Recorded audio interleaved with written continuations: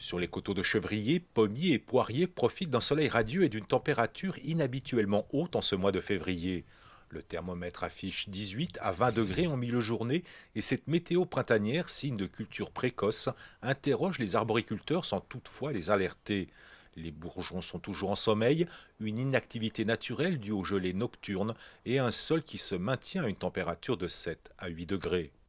Ce qui serait à craindre, c'est que cette température douce continue dans les semaines à venir, mais y compris aussi en fin de journée et des nuits qui soient un peu douces. Et à ce moment-là, oui, le végétal risque de partir assez rapidement et le gros risque, en tout cas en arbres fruitiers à pépins, c'est le gel.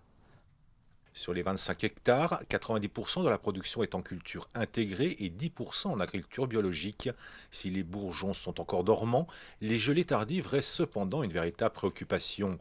Mais plus que des températures à la hausse, ce sont les amplitudes thermiques qui inquiètent.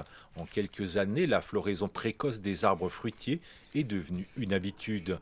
Elle est actuellement évaluée à 10 jours. Là, c'est un phénomène sur 3 semaines qui est accentué, mais qui, après ça c'est mon avis personnel, qui ne va pas disparaître. Donc c'est là où il va falloir bien s'adapter à la nature, puisque ce n'est pas l'homme qui va pouvoir vraiment s'adapter, quoi. C'est à nous de trouver le juste équilibre et faire en sorte que notre modèle d'entreprise puisse perdurer. Comme certains prévisionnistes nous annoncent un climat proche de Valence dans les années 2040-45, ça veut dire que dans les 5 ans qui viennent, il faut qu'on soit capable de commencer à renouveler nos vergers avec des espèces plus méridionales. Aujourd'hui, les signes sont visibles du dérèglement climatique et si la hausse des températures se poursuit au rythme actuel, cette hausse risque d'affecter toutes les productions agricoles. Pour les arboriculteurs de chevriers, certaines décisions devront être prises avant 10 ans.